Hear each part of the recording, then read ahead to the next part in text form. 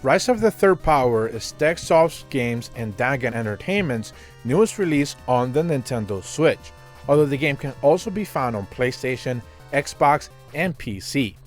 This pixel art SNES reminiscent experience is something fans of the classics will feel right at home playing, with a story-heavy approach, clean sprites, and lovely soundtrack. Rise of the Third Power is set in the land of Ren after being engulfed with years of war. It's finally begun to restore itself as the three main nations of Taris, Arcadia, and Serenthia are progressing once again, which is to say, not all is well just yet. Some hold grudges and resentment towards their neighbors, and in Arcadia, there's a revolution of sorts that takes the king's crown and puts in place a new ruler who wishes to see all of his territory restored. It is in these troubled, turbulent times where your story begins. As the cast of 8 characters begins to round out, there's easily some whose stories or backgrounds shine over the others, or are simply put, more interesting. With that said, they all try to justify their spot on the team and are easily become someone that you can cheer for, be it for a few quirks here and there. The combat makes full use of your party in most scenarios, as each has something to offer in specific situations.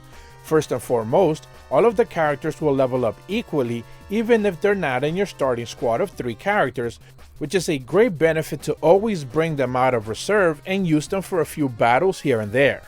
Secondly is that because they're so varied, things like status effects or buffs actually feel meaningful, so you won't always be stacking your team with heavy hitters.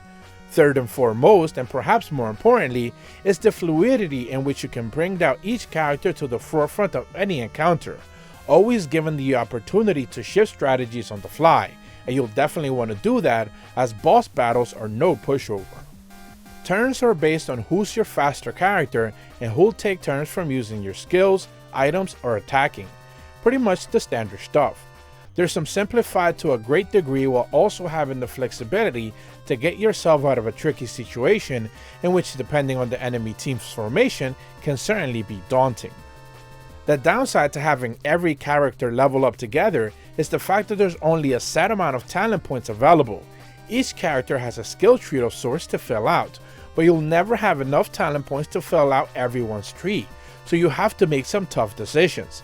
It's here where the game should have been able to continue allowing players flexibility, but failed to do so.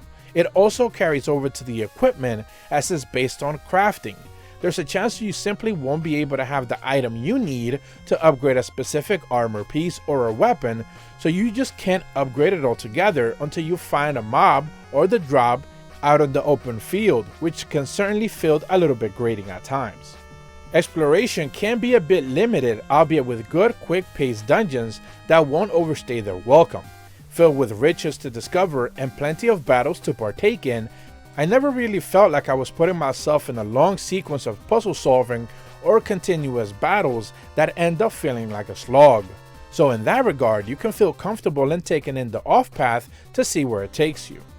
Performance on the Nintendo Switch is pretty good. While I spent most of my time playing on the Nintendo Switch Lite, docked felt no different and visually it's on par.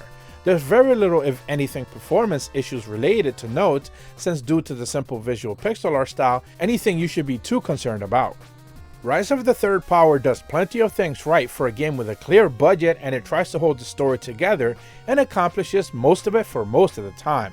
It presents a compelling combat system that certainly achieves its goals throughout, but sadly lacks a bit of continuity in the entire experience.